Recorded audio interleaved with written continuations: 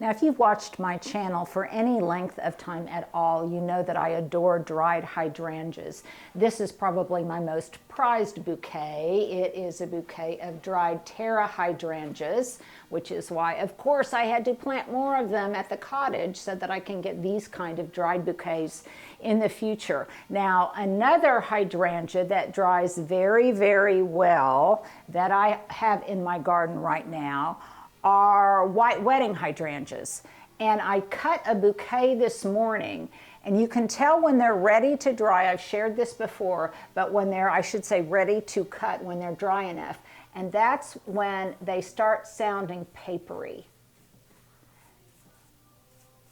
These are probably, I cut these maybe a little bit earlier than I normally do because it's so hot that I don't want them to reach that tipping point where they tip from this beautiful dry limey green color into brown. You can see some of the edges of some of these are brown. And that's what will happen over time if I left them without cutting them. Now, when they're out in the garden for fall and they turn brown like that, the form is still beautiful and that doesn't bother me at all. But right now, I really hope that they will dry in this kind of creamy lime green state. So I went out this morning and I just cut a big bouquet in the morning when they were at their freshest. I did not put these in any water. First of all, I could have to keep them fresh a little bit longer because these will start to brown a bit more since they have been cut. I could have put them in water and let them dry more slowly, but in this case I didn't want to because I didn't want to have to deal with stinky hydrangea water later on down the line. I'm just going to let them dry in place. And so then I just put them into this cache-pot, this blue and white cache-pot, and in it I have like a grid that's just holding them in place. And they should be just fine here. It's not in direct sun, it's in a cool location, and I think they look really nice on my mantle. And it's a nice way, I think, to have flowers in your home where you don't have to keep changing out the water, changing out the blooms. These will last the duration of the summer and beyond. I'm Margaret. I'm Charlie. We're all neighbors. Yes, these are neighbors of mine in my new neighborhood, and periodically I ask the two of them to come over and kind of just, well, make beautiful pictures for the cottage that are fun and kind of whimsical. So where do you want to start? Let's start over here. Okay. So this is my house. This is our house. So you walk up, there's some grass, and then there's a lot of flowers, some trees, a butterfly. This is what was it? Let's see. Grass? No, this right here. It was bush? No, it's what the butterflies live on. Milkweed. Milkweed. This is milkweed. Okay. We have some flowers over here with a few bees, flowers, butterflies, and then this is like a bush. There's a few bushes right there. And so, right there. So that's very, very, very nice. No, we also have this is a slime splash pad. It's a slime splash pad. And we also have a pool. Oh, okay. We have a chair. You have a pool and a chair. And this is the house right here. Because it's summer, right? Okay, now come up here. And it says, "Welcome to Linda's. I drew a berry bush, a tree, and a sunflower, cherries, an apple, and dragon fruit." Did you draw those trees? Yeah. A daisy, a strawberry, and bluebells. And my mom drew this butterfly. Oh, she did? Okay, so you know what, girls? Stand at the top of the steps so that I can kind of show the pictures of what you did. And then I drew this pumpkin. Okay, hold on one second. We've got Welcome to Linda's, and then we have flowers, and this is wonderful because Charlie, you did these cherries, and look how you even put the way cherries sometimes shine, the shine marks, and a tomato. Oh, those are berry bushes. Berry bushes, and we've got a butterfly, and then also some pumpkins, some tomatoes, some cucumbers. We got a butterfly, we got a flower, and we got a bee. And so this this one, and this butterfly right there, they are pollinators. Pollinators get pollen from all the like colorful flowers they can see. Yeah. And so what all kind of insects are pollinators? Butterflies, bees, Ladybugs, I think. Moths? Moths. Did you know that even mosquitoes can be pollinators? really? Yes, And even hummingbirds. and wasps. And you guys like to come over because there's lots of pollinators in the garden, aren't there? Yeah. And what are we going to do next week? We're gonna Collect some oh yeah. seeds. See. I thought we were doing that today. Well, I'll probably show it to people next week. So today the girls are coloring their seed packets. And once we get those done, maybe later today, we'll see, but people probably won't see it till next week. But they're gonna color their seed packets, and then we're gonna put some seeds in here from the garden, and then you guys can plant them. Yeah. And there will be lots of flowers and all that. Yeah. Okay, so stand together. Okay, what were you gonna say, Margaret? We would have to do it like before Thursday because I'm leaving for Mexico. Oh, okay. Well, you know what? Right now, look up, you girls, so we can see your pretty faces. And can you say goodbye, everybody? It was nice to meet you. Very good. Okay, we'll work on our next project. So I'm here with these two artists, and they have both taken some seed packets that I gave them. These are my customized seed packets, and they have colored them in. So let's see. Yeah, Margaret, that's yours. That's very, very nice. Charlie, let me see yours. Okay, that's very, very nice. Okay, now turn them over and let's discuss what's going to go in them. So, Charlie, what's going to go in these? Milkweed. Milkweed seeds, and we're going to go out and collect that right now. And then, Margaret, on the back, what important information did we put? We put the date, July 23rd, 2023. Right, because we want to know when these were harvested so that we know how fresh the seeds are. Now, would you both show me the other two packets? Will This help is you see mine. butterflies. This Will is Charlie's. Okay. Make And her mom did this one, but And did she that did one. this one. Okay, and you did that one. And Charlie, you're writing on there, will attract butterflies? yeah. Will make you have butterflies. Will make you have butterflies. And then, do you guys know how to do research? Because here's a research assignment. Find out, have your mamas or your daddies help you research when is the best time to plant milkweed seeds. Okay? How do you spell attract? Attract, A-T-T-R-A-C-T. I just said will make you have butterflies. R-A-C-T. And we'll be looking for some swallowtail caterpillars on there that'll turn into hopefully beautiful butterflies. So you guys, before the next time I see you, we'll save the seeds, and then you find out with your mamas and your daddies, you research when is the best time to plant milkweed seeds, okay? Okay. Okay, very good. Give each other a high five. That was a bad high. That was a bad one. There we go. Well, it's been a while since we have done an outfit of the day. This one is pretty simple. It's cool, and it better be because it's 104 today. My top and my bottom, my shorts, are both ancient, let's say vintage Target. I've had these for I don't know how long. I can remember going to boys' softball games in these shorts when they were little, so that's how long I've had them. Now, I also wanted to show this outfit of the day because I wanted to show you my house slippers. So I really like these. I wanted something that I could slip into as soon as I slipped out of the cloud sandals that I wear outside. I keep a pair of those cloud sandals in the front and a pair of them in the back. When I come in, I lose those and I put these new house slippers on. Now I love them because they're comfortable, but I also love the fact that they're just kind of cute sitting out. So they've got this woven appeal to them. And now that I have tried them and I know how comfortable they are and good looking they are, I'm going to have a basket by the door of house slippers that will contain, Stuart, what size shoe do you wear?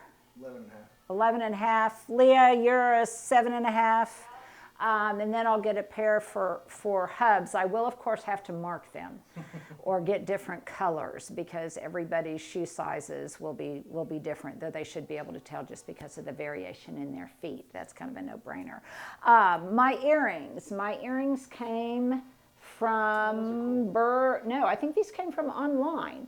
And I will put links to the slippers, the cloud sandals, and these earrings if I can find it. Might I say, incredibly, they match your outfit incredibly well. Yeah, and yes. Literally your outfit. Yes, and it matches my outfit. So it's just kind of easy, breezy, and cool today, but I hadn't shared an outfit of the day with you. I'm going to try to be better about that. And there you go. There is my outfit du jour.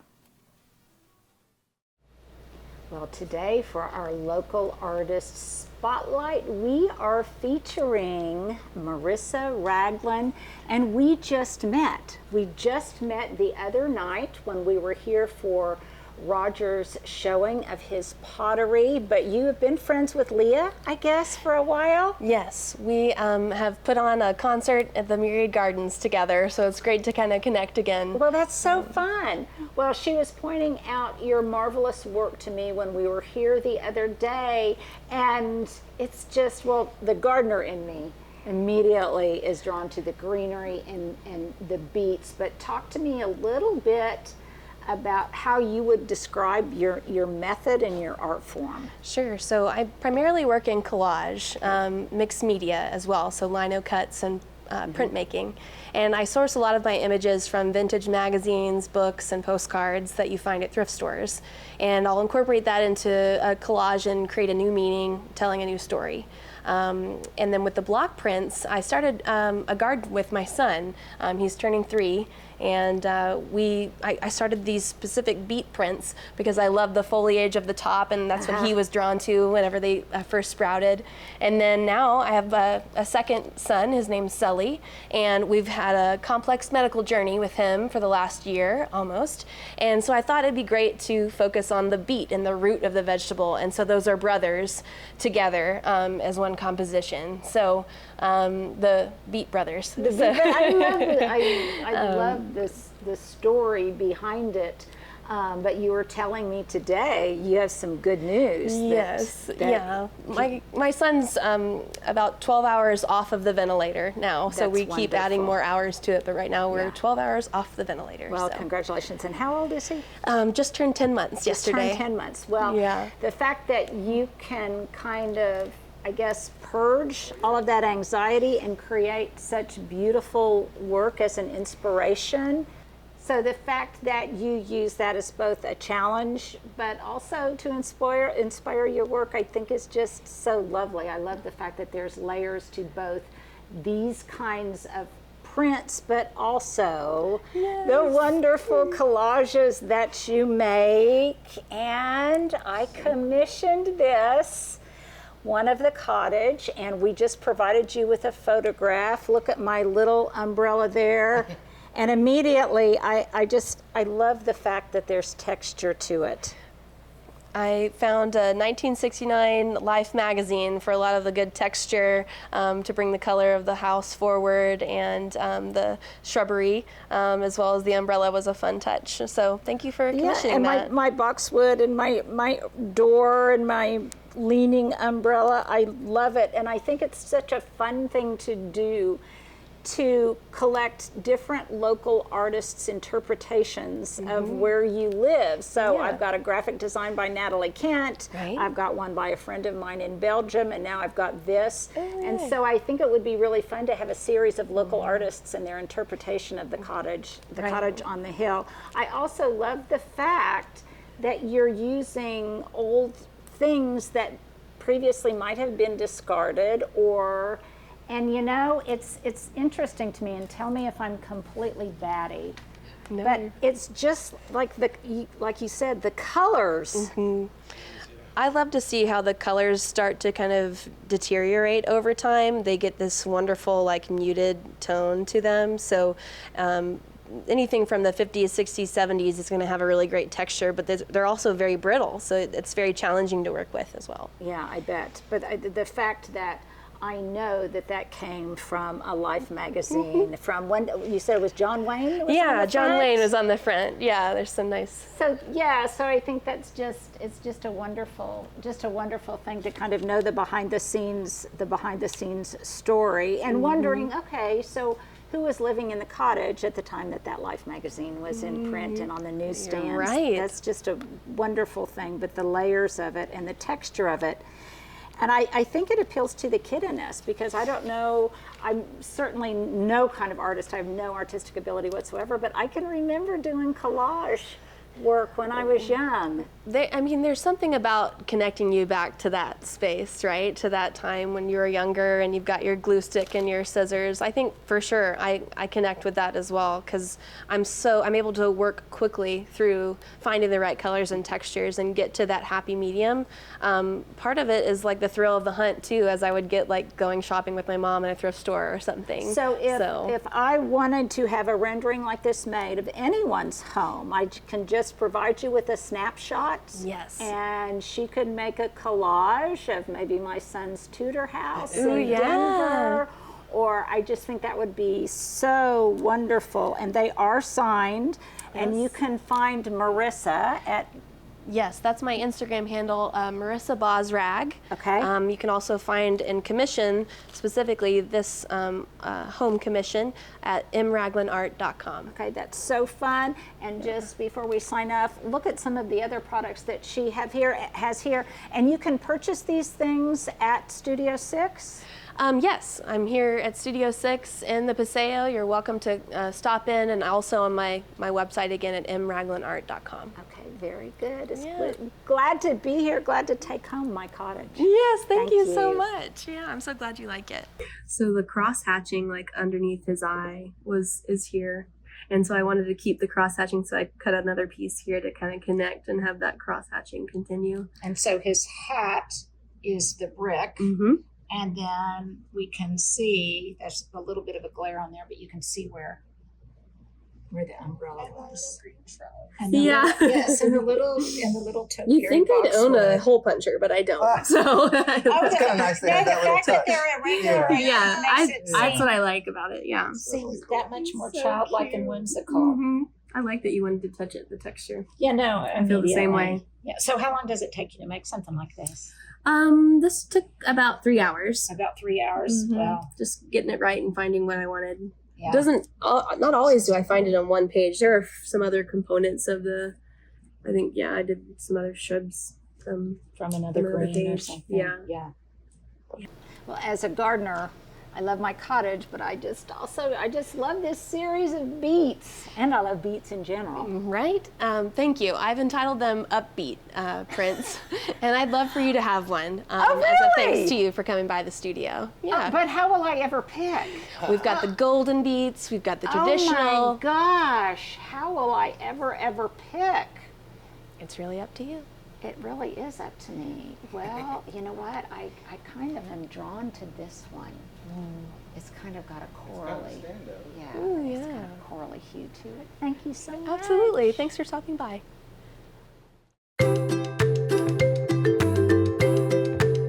Okay, this is going to be a chest fly with a leg extension out, okay? So we're working the chest with the chest fly. She's bear hugging those weights in, a slight bend in the elbows, squeezing those chest muscles. The leg extension is really working her core, specifically her lower core. Her lower back needs to be against the bench This I really can feel in my lower back. I really have to keep my lower back pressed. Yes. And then if she feels too much pressure in her lower back, she can always go single leg. So you can keep your legs up, keep this one up in there. Yeah. And then just extend one out single, back in, and then do this one out.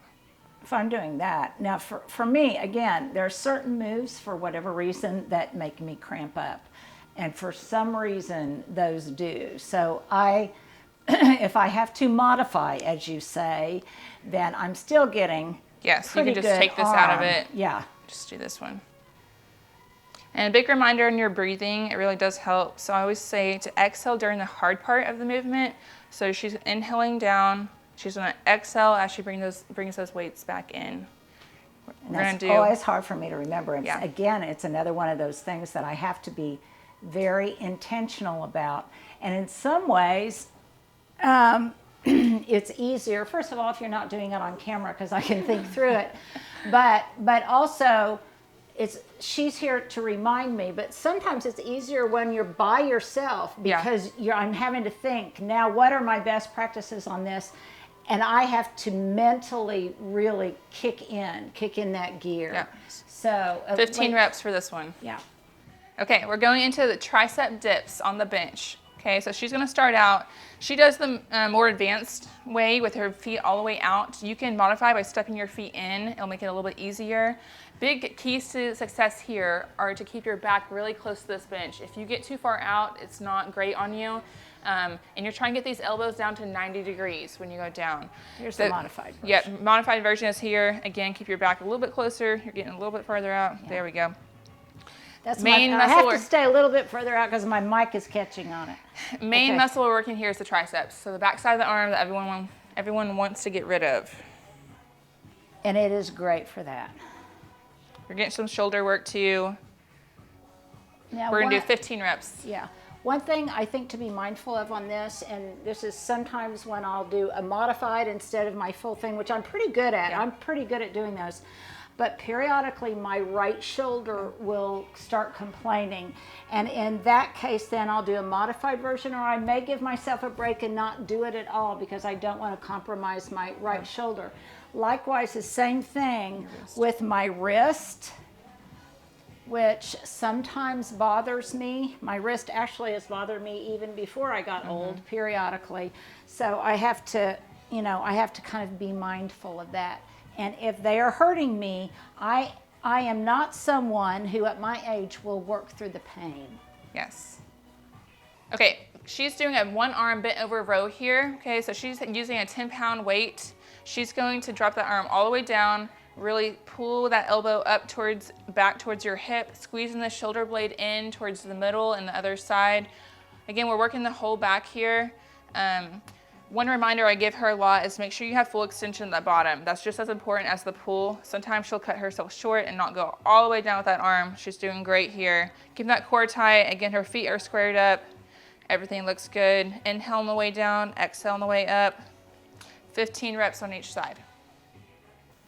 And these are something that you can do, even if you're not, let's say that you're not in the mood for a full body workout, but you don't want to break the chain of just doing a little bit every day. I can just pull my bench out, turn the TV on, and I can do some of these. And it might motivate me, just like doing a tiny bit of gardening. It might motivate me to go on and do other things. Let's take a break for a moment to talk about practical considerations. So I have a pair of 5-pound weights that I've had for years, 8-pound weights that do not match, which bugs me, but they still work, and 10-pound weights. And because I don't want to have to excavate them when I work out, because I know any kind of impediment I put in my path will keep me from working out, what I do is I keep them all, you guys have probably seen it, I keep them in a big basket over here. I put them in, and then I put this basket on top of them to kind of hide them, but I know they're in here. The other thing is I have more than enough space, which I actually kind of intuited when we bought the house, that I'd be able to work out right here while the TV was on or whatever. I also love this bench that sadly I think is sold out on Amazon, but I love it because it's kind of cushiony. I do have a workout bench that I can bring in here, but again, I am trying to reduce all obstacles to my actual doing the work. And so I just use this one. It's held up pretty well. I keep the weights on the table so it doesn't diminish this cushion. And most of what I'm doing is the weight that I'm putting on the bench is pretty much equalized across the entire surface area. So it might decrease the lifespan of this bench for a while, but by using it, I have increased my own lifespan. Okay, so she's gonna do a bicep curl here, just a basic bicep curl, nothing fancy. I will ask her to put her feet together a little bit closer, as she hates. Okay, so she's doing a great job, still controlled on the way down and on the way up. A reminder I give her is make sure she does extend all the way out at the bottom. This one's a good one to practice your breathing on because it's a easier movement to do. So inhale on the way down. You're gonna exhale as you curl up, keeping that core tight. Again, just working those guns, the biceps right here. Her arms look pretty good. 15 reps. She's using the 8 pounds. They're both 8. They just are different colors. Keep telling her she's using new ones. It bothers me, but it still works. I will say this. I have trouble always on the complete extension because my elbows, particularly my left elbow, tends to lock up. So I just extend as far as I can. And then stand up really straight. There we go. Good. And this is our last one. And this is how you get really, really good guns. Thank you, Johanna. You're so welcome. Okay, you rock stars, say hello to the camera. Hi. Okay, now they're coming back in and they're sweeping in the same composition we did in the front, which is about 50% pea gravel and 50% fine pine or the landscaper's mix that I get from Lowe's. And they still had it there? We actually used rich mix. Oh, you use rich mix, okay. For this field. Okay. The fine pine, the happy grow is what we use. Use on the outside. Yep. Okay. So you can see that they're just sweeping this in, and they'll probably, I'm going to guess, water it in and then sweep some more in because there will be settling. Yeah. So the work continues.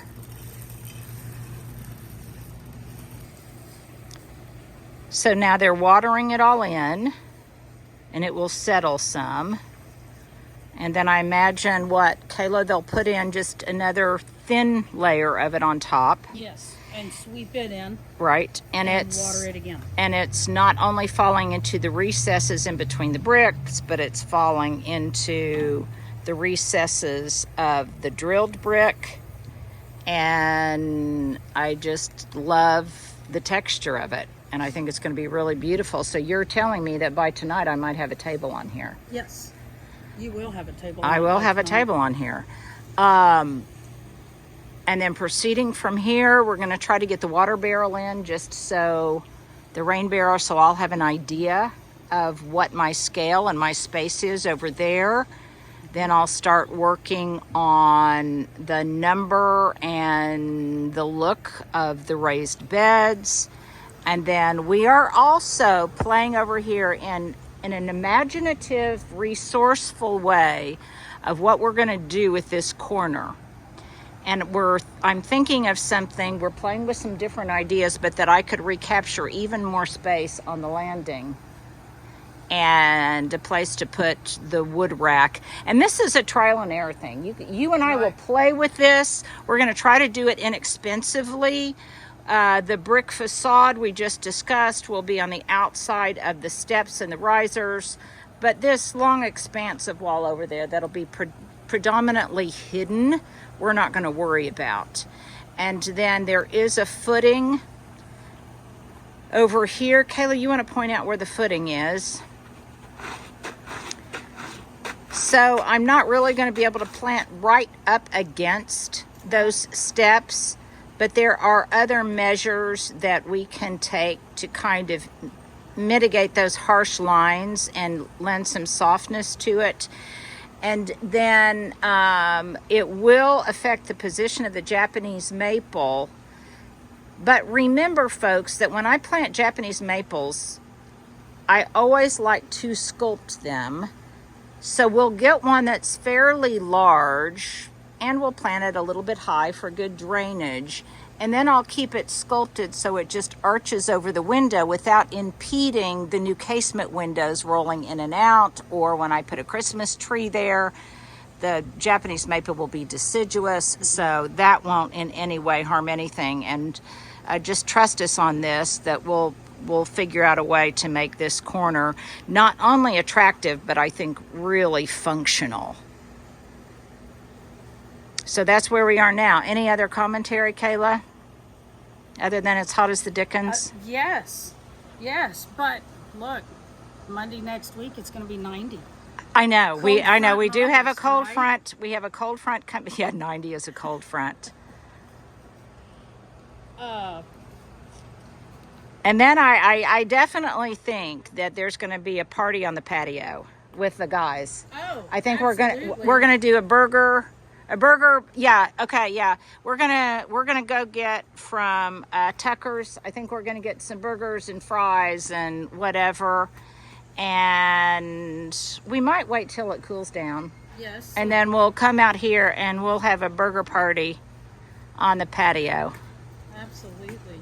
Should I make them dress up in tuxes or anything? Texas? Yeah, Maybe not just to Texas, see how- but maybe we let them wear their own clothes. Wear their own clothes? Yeah, because they would clean up so great and look so handsome. So Yeah, because if you haven't seen them cleaned up, okay, yeah, I mean, yeah. Javier, you're still single, aren't you? no. Oh, Javier isn't. Javier is not. I thought Javier was single. Okay. Married with 2 boys. Okay, right? I'm gonna get him in trouble. I am Yeah. getting him in trouble. Okay, I better call this to I better put this to a close before I get in any more trouble with Javier's wife or with Javier. Okay.